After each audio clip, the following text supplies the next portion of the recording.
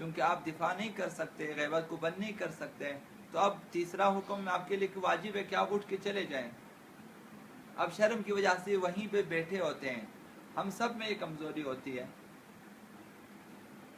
تو یہ آپ کل قیامت کے دن خداوند متعال کے حضور عذر پیش کرے کہ مجھے حیا مانع ہوئی، شرم آئی تھی، مجھے شرم کی وجہ سے میں نہیں اٹھ سکا اس گناہ کی محفل سے مثلا۔ تو حیا اور شرم عذر شرعی نہیں ہے۔ اسی طرح سے ابھی عموماً غسل کے سلسلے میں، خاص کر غسل جنابت کے سلسلے میں، خاص کر صبح کے اوقات میں شرم مانع ہو جاتی ہے کہ اب ہم کیسے غسل کریں، صبح شرم آتی ہے۔ گھر میں مثلا باپ بھائی بہن وغیرہ ہے، ان کو مثلا پسند نہیں کرتے، شرم کی وجہ سے بیٹھے ہوتے ہیں کہ نمازیں قضا ہو جاتی ہیں۔ شرم عذر شرعی نہیں ہے۔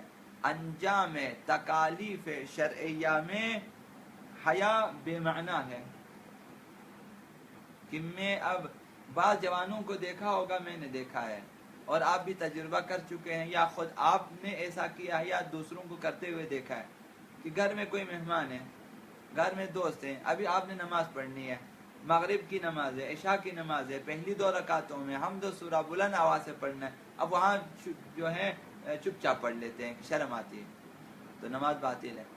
تو انجام وظائف شرعیہ میں حیا بے معنی ہے، حیا عذر نہیں ہے۔ تو یہ واجب کے سلسلے میں اور وہ حرام کے سلسلے میں، لہذا انجام تکالیف شرعیہ میں حیا عذر شرعی نہیں بنتی کہ کوئی واجب چھوٹ جائے یا کسی حرام کا ارتکاب ہو جائے۔ یہ 2 مسئلے حیا کے بارے میں تھے، عرض کیا۔ رو بقبلہ ہونے کے سلسلے میں، یا رو بقبلہ ہونا واجب ہے، بعض چیزیں ایسی ہیں کہ رو بقبلہ انجام دینا واجب ہیں، جیسے نماز کے لیے قبلہ شرط ہے، مخصوصاً واجب نمازوں کے لیے قبلہ شرط ہے، تو رو بقبلہ پڑھنا واجب ہے۔ اسی طرح محتضر کے لیے رو بقبلہ ہونا واجب ہے۔ ایک انسان جو جان کنی کی حالت میں ہو، واجب ہے کہ ہم انہیں رو بقبلہ کریں، رو بقبلہ سلائیں، اس طرح سے کہ ان کے پیروں کے تلوے قبلے کی طرف ہوں۔ میت وہ جو حالت احتضار محتضر کے پیروں کے تلوے قبلے کی طرف ہوں، واجب ہے، یہ ہمارے اوپر واجب ہے۔ اسی طرح میت کو رو بقبلہ دفنانا واجب ہے، اس طرح سے دفنائیں کہ جسم کا اگلا حصہ قبلے کی طرف ہو، یہ 3۔ اسی طرح نماز میت کو رو بقبلہ پڑھنا واجب ہے۔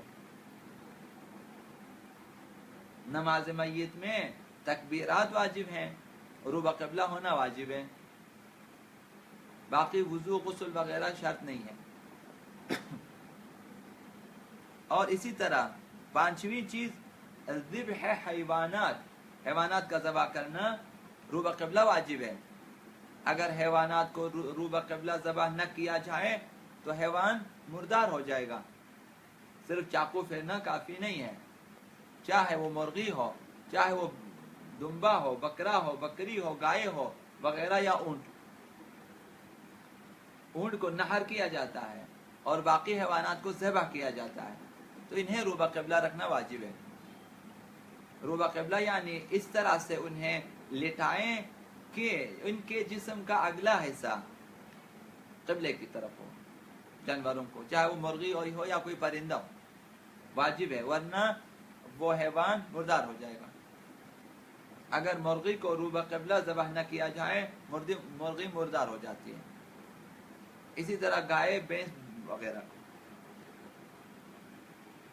تو 6ٹھی چیز کی رو بقبلہ ہونا واجب ہے، حیوانات کا ذبح کرنا ہے۔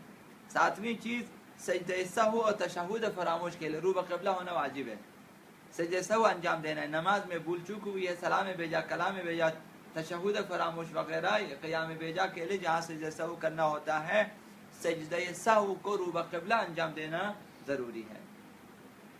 وہ جو 2 سجدے انجام دیے جاتے ہیں سجدہ سہو کی نیت سے، رو بقبلہ ہونا چاہیے، اور پھر 7 اعضاء زمین پہ ہوں، اور وہ مختصر ذکر جو سجدہ سہو میں پڑھا جاتا ہے وہ پڑھیں، اس کے بعد تشہد اور آخری سلام. تو اس حد تک رو بقبلہ واجب ہے. دوسرا مسئلہ رو بقبلہ ہونے میں، رو بقبلہ مستحب ہے. بعض اوقات بعض اعمال رو بقبلہ انجام دیں یہ مستحب ہے.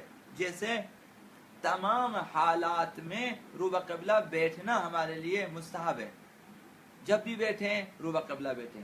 کوشش کریں کسی بھی جگہ آپ جب بیٹھیں قبلے کو معلوم کریں، اور آپ جب بیٹھیں آپ کا اگلا حصہ قبلے کی طرف ہو. مستحب ہے، ویسے مفت کا ثواب ہے. ہمیشہ رو بقبلہ بیٹھیں. مسجد میں بیٹھیں رو بقبلہ بیٹھیں، گھر میں بیٹھیں رو بقبلہ بیٹھیں، حتیٰ سونے میں رو بقبلہ مستحب ہے. تو رو بقبلہ ہمیشہ رو بقبلہ ہونا مستحب ہے.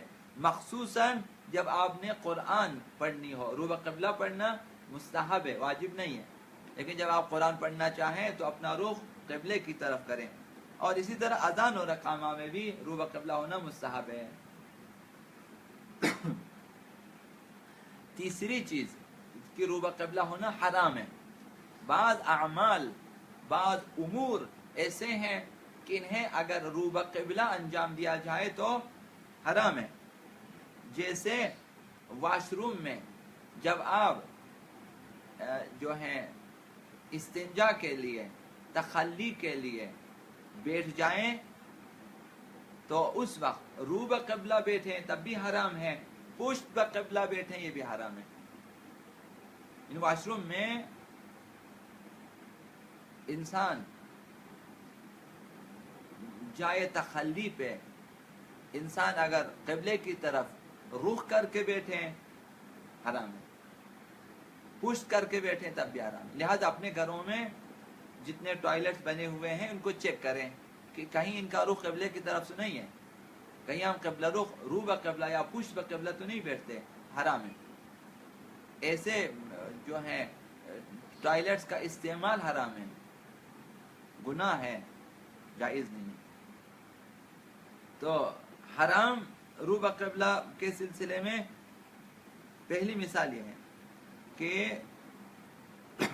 اگر ایسی جگہ کی مجبور ہو جائے کہ انسان تخلی کرے لیکن رو بقبلہ پشت بقبلہ ہوئے بغیر چارہ نہیں ہے تو انسان کوشش کرے کہ اپنا جسم کا اگلا حصہ قبلے کی طرف سے کم از کم موڑ دے.